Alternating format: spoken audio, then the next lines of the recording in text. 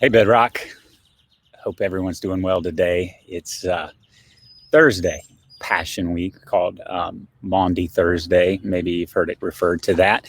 Thursday, man, in the Passion story that unfolds the events of Passion Week, there are quite a few things that happen on Thursday. So there's a lot we could hone in on. We could focus in on. We could focus in on Passover, but we did that on Sunday. And we took a look at the cups and the meal prepared for the Feast of Unleavened Bread, and what Jesus would have said. And during that moment, we could look at some of his teaching on Thursday, his being anointed on Thursday. But I came outside because I want to talk about the garden. It'll be a little loud, cars going by, but what took place in the garden? There's many of you have children, and maybe you've carried your kids to the doctor before, and you can get by with carrying children to the doctor a couple of times before they realize, when I go to the doctor, something bad's going to happen. They're gonna prick me with a finger prick. They're gonna hit me with a needle. And it's a funny story in our family. There's one of our daughters. I'll probably leave her nameless. One of our daughters, she was little, maybe 3. At that point where her mind had been awoken to the fact that the doctor is going to hurt. There's going to be something here that's going to hurt, probably a shot. And so she's sitting up on the examination table, and the nurse comes in with the needle and the packet. And suddenly my daughter jumps down off the examination table, quick as lightning. And the nurse had made the mistake of leaving the door open, and she bolts. I mean, she's out of there. And at our doctor's office, the examination rooms are in like a circle. They go around, and in the middle is like a nurse's station. And my daughter started taking laps, running around the nurse's station. And my wife, Tanya, she's in tow, chasing a 3-year-old around a nurse's station. And all you nurses out there, you know what you would have done in that situation, because that's what every other nurse did in that situation. And they just busted out laughing. Nobody thought to stop her. It was just comedic gold at the moment. There's just this fear of pain that Elle had. And I did tell her name. Oh man, she's gonna get me for this. There's this fear she had, and so I'm reading this story in the garden. It's so familiar to us, but there's something captivating about it. And is it simply fear, like fear that Jesus has? Or is there something deeper here? We went through this with our kids last night as we're prepping for Passion Week, like many of you are. And there's something deeper here? I want to read it to you from Luke's account. You can actually read about the Garden of Gethsemane in all accounts of the Gospels, but I want to read it to you from Luke's account. It's kind of condensed, but it bears a lot of emotional weight. Here's what it says. And Jesus came out and went, as was his custom, to the Mount of Olives, and the disciples followed him. And when he came to the place, now that place is the Garden of Gethsemane. Luke doesn't say that, but it says when he came to the place, he said to them, "Pray that you may not enter into temptation." And he withdrew from them about a stone's throw and knelt down and prayed, saying, "Father, if you are willing, remove this cup from me. Nevertheless, not my will, but yours be done." And there appeared to him an angel from heaven, strengthening him. And being in agony, he prayed more earnestly, and his sweat became like great drops of blood falling to the ground. And when he rose from prayer, he came to the disciples and found them sleeping for sorrow. And he said to them, "Why are you sleeping? Rise and pray that you may not enter into temptation." The author of Hebrews gives us kind of an account of this, some perspective on this. When he says, in the days of his flesh, Jesus offered up prayers and supplication with loud cries and tears to him who was able to save him from death. and he was heard because of his reverence. I think the scene, if you set the scene in Matthew, not in Luke, you set the scene in Matthew, it says that Jesus gathers Peter, James, and John, and he takes them to go pray. So you got these three disciples. Now, this is not the first time this happens in Jesus's ministry. You see, the first time that we see him say, all right, Peter, James, John, you're going with me, is in Matthew chapter 17. In Matthew chapter 17, he says, all right, guys, we're going up to Mount Tabor. I need the 9 of you to stay here, and 3 of you, you're coming with me. And many of you know the scene in Matthew chapter 17, but it's called the Mount of Transfiguration, where it's not a garden, it's a mountain. And Jesus goes up this mountain and he begins to pray. And there appearing on the mountain is Elijah and Moses, like patriarchs. Also, his clothing became like robes of white. I mean, it was blindingly white.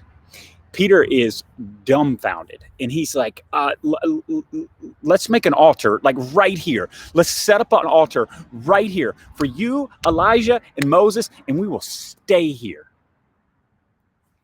And then God speaks. God, the voice of God. We've been studying about Moses, the voice of God coming through this burning bush. The voice of God speaks. And he says, this is my beloved son, with whom I am well pleased. Listen to him. And Jesus says, let's go. We got to go back down. And I was thinking about it. We like that Jesus. We like that Jesus. Peter likes that Jesus. We like the Jesus that is like superhero power. You know, it may surprise you. I'm not a big superhero movie fan. I'll watch them as more like candy entertainment, but I don't long for them. I don't like wait for trailers and see when the next Marvel release is. And I think I know why. People ask me why. I think I know why. I think the nature of them is so much larger than life. They're so powerful and they can do so much that in order to have a compelling story, their enemies have to be so powerful and also larger than life. And everything else in the story is left like it's just small. And the problems of mankind are small in comparison to these huge people that can snap their fingers and destroy half a universe. And so I don't know, there's a part about that I don't like. And there's something about just viewing Jesus as this superhero, as all God, that we miss what it means for him to come to earth, what it means for him to put on flesh and to be human. And as Philippians says, not consider equality with God a thing to be grasped. And if we're not careful, if the only view we have of Jesus is this superhero view, then the stories in the garden, they don't make sense. They don't make sense that he would pray. First time it says he prays, Lord, will you let this cup pass from me? Nevertheless, your will be done. One of the best messages I ever heard was by David Platt. It probably is, to this day, the best message I've ever heard live. And what he says here is it simply that Jesus is afraid of death? I mean, we've had martyrs go cinch Jesus willingly to their death. Some of them's skin being peeled off, some of them being burned at the stake, some of them facing rough executions, many of them going to their deaths singing, not afraid. Is it that Jesus is afraid of death? No. Jonathan Edwards puts it like this, great preacher. He says he was afraid that his poor, feeble strength should be overcome, and that he should fail in so great a trial that he should be swallowed up by a death that he was to suffer. He was praying that the death he would suffer would not overcome his love and obedience. That prayer goes up to God.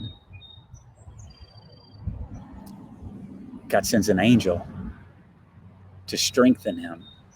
And we learned that the second time he prays the prayer, he's like, God, give me the strength. Your will be done to drink this cup. This image of this cup comes out all throughout Scripture. In Isaiah and Jeremiah, in Isaiah 51, Jeremiah 25, it comes up as the cup of God's wrath. All the evil in the world, all the sin, systematic sin in the world, all the personal betrayals and sin in the world, all the pain that you've ever experienced due sin, all the pain you've ever caused due sin, all the emotional anguish that sin has caused in your life or you have caused others due sin, compressed, pressed, and poured. And God's wrath was on it all. The cup of God's wrath. And Jesus, not simply fully God, but fully man. The man who had never tasted a drop of sin, never known its pain in the way that he was about to experience, never known anything that closely resembled death, was going to face it all. See, I think the reason we have to stay here in the garden before we go to the cross and not simply stay on the Mount of Transfiguration is we have to realize our sin has weight. It's heavy. It causes anguish. You see, it's all too easy to dismiss Jesus as a superhero. To dismiss, yeah, he just conquered death. He went to the cross. He just died, rose again. Great. But if we only see him as a superhero, and we don't see him as the man in the garden, fully God, fully man, then we don't see our sin. You see, he bore it. He carried it. He wore it on the cross. And he felt it. He felt it physically. He felt it emotionally. And he succumbed to sin. It has weight. As we go into the weekend, and tomorrow is Good Friday, and I don't know if celebrate's the right word, we remember the death of Jesus. The garden reminds us that the death of Jesus is deeply personal. It was due your sin. It was due my sin. And Jesus Christ drank every drop of it. And all the wrath of God due sin to free us from the weight of sin.